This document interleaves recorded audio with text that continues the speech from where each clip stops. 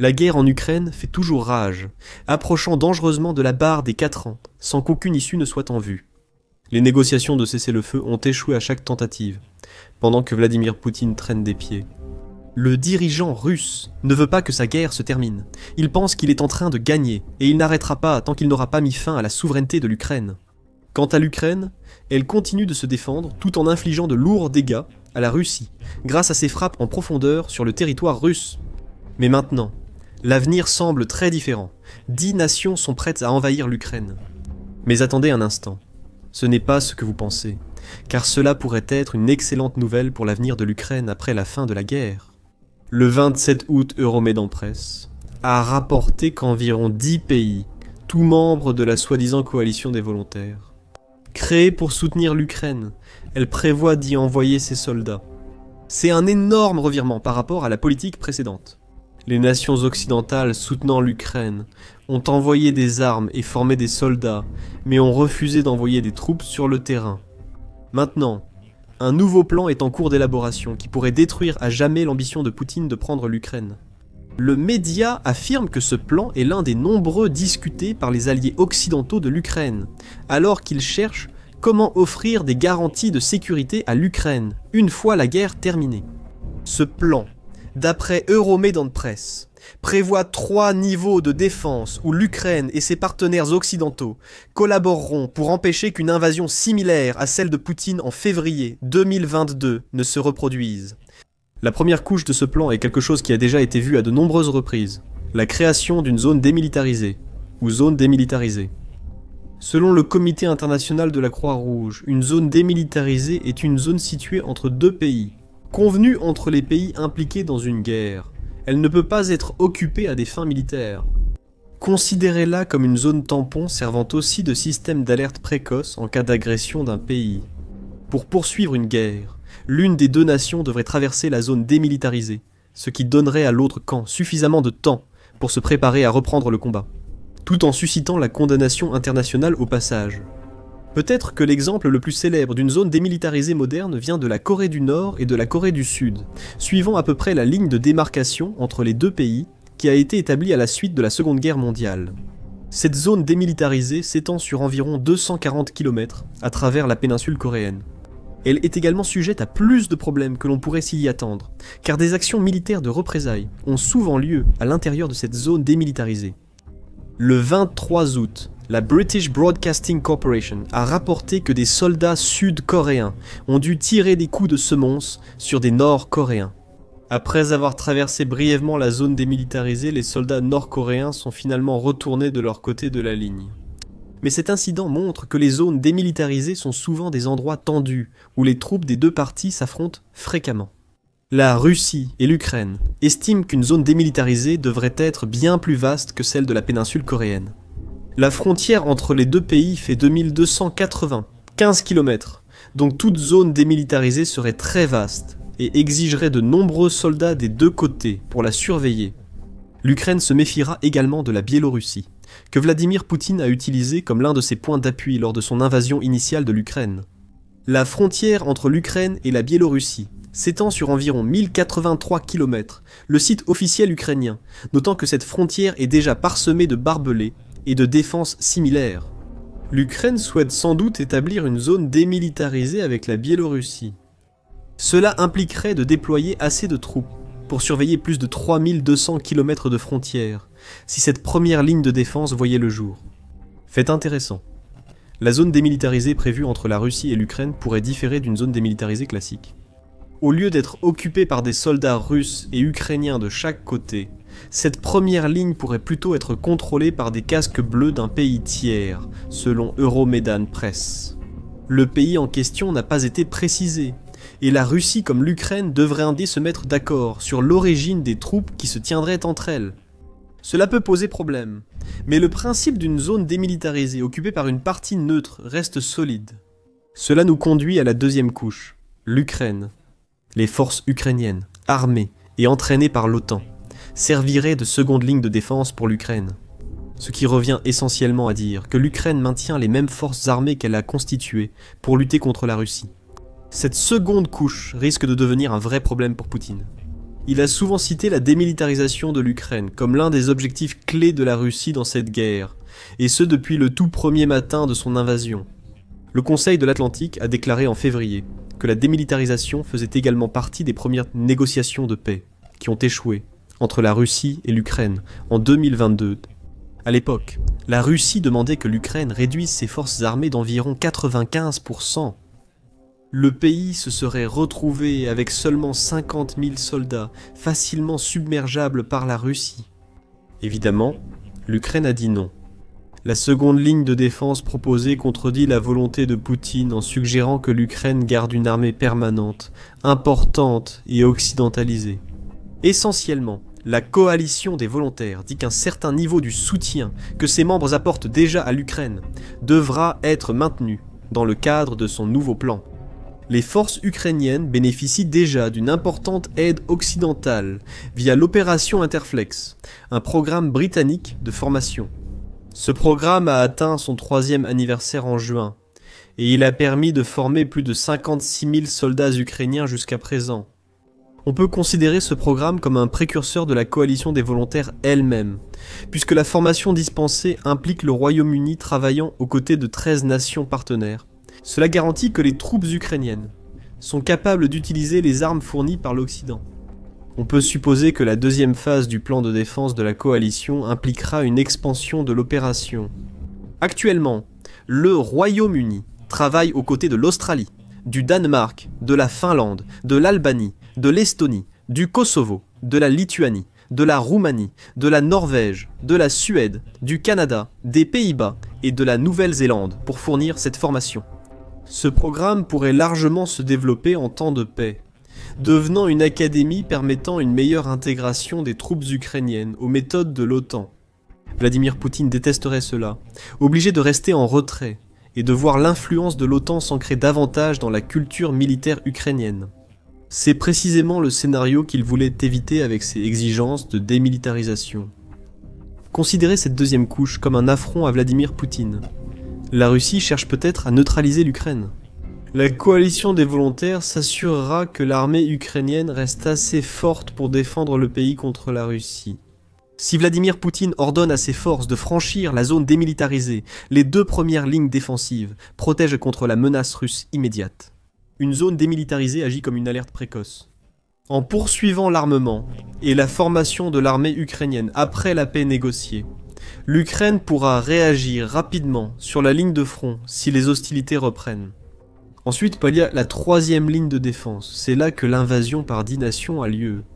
Selon Euromaidan Press, cette 3e ligne impliquerait un déploiement des forces européennes plus en profondeur en Ukraine. Avec le soutien logistique fourni à ce déploiement par les États-Unis, le Royaume-Uni dirigerait ce déploiement, selon le média, car le pays a déjà proposé d'envoyer des Eurofighter Typhoon en Ukraine, ainsi qu'une brigade pouvant compter jusqu'à 5000 militaires. Ces soldats rempliraient 2 fonctions.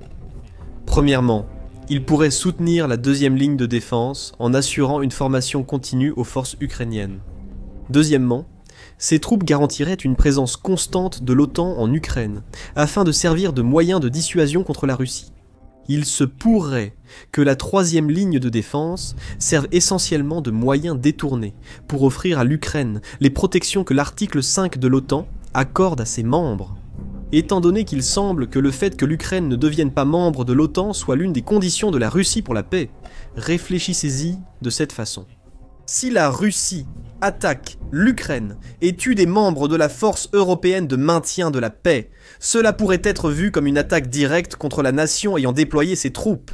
Cela pourrait-il déclencher l'article 5 ? Peut-être, ou peut-être pas.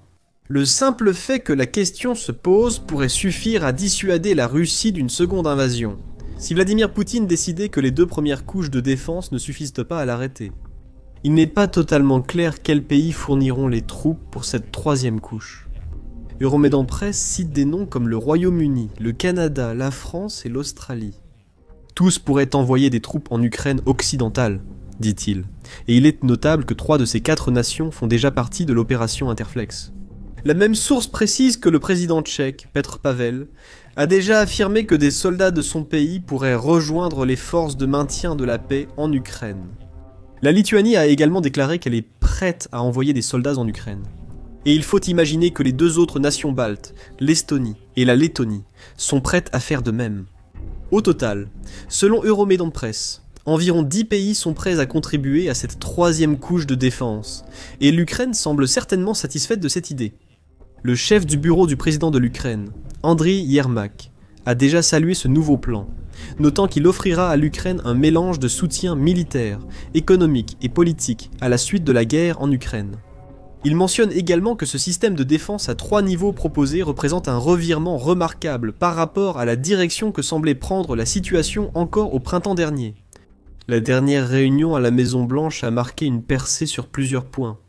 Elle a clarifié les étapes, comme la mise en place de garanties de score de sécurité et l'acquisition d'armes américaines pour la défense de l'Ukraine via des financements européens. Le Financial Times rapporte ces propos. En parlant des États-Unis, cela nous amène au rôle de l'Amérique dans ce nouveau plan de sécurité à 3 volets.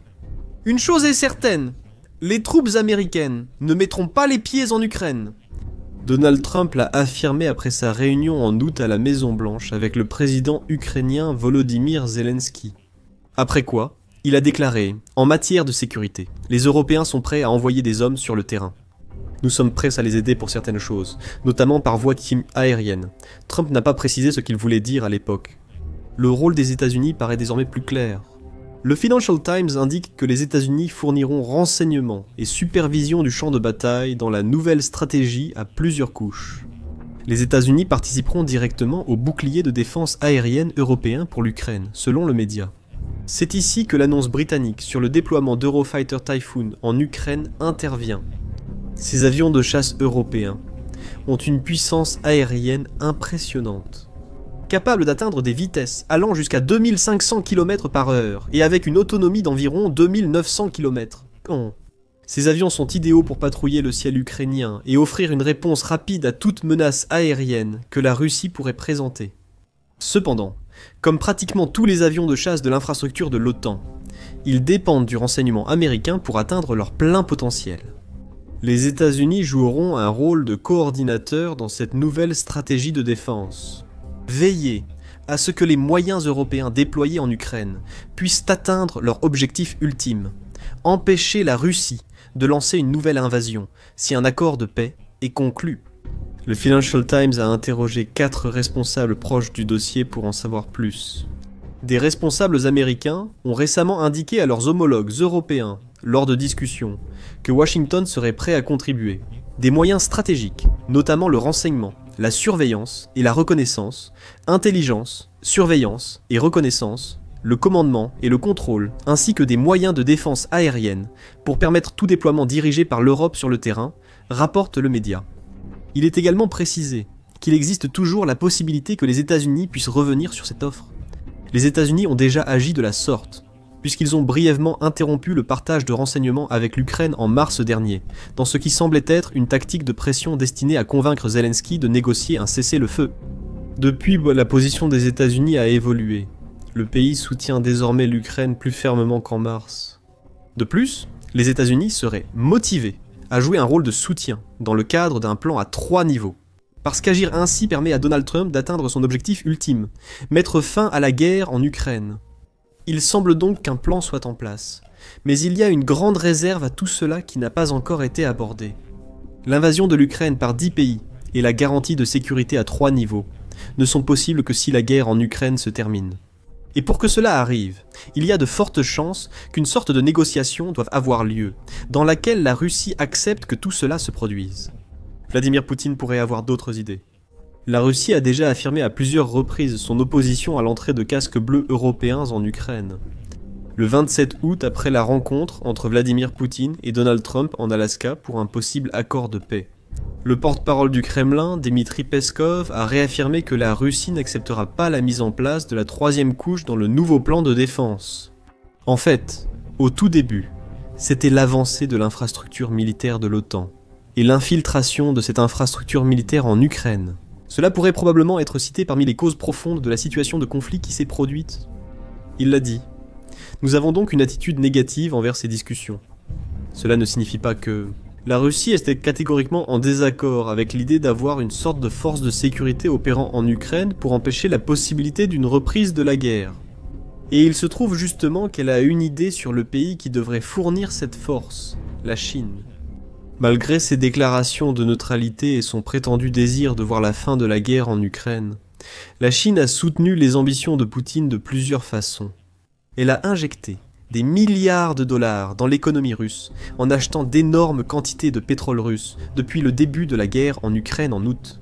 La Chine a profité de la disponibilité accrue du pétrole russe, tout comme l'Inde.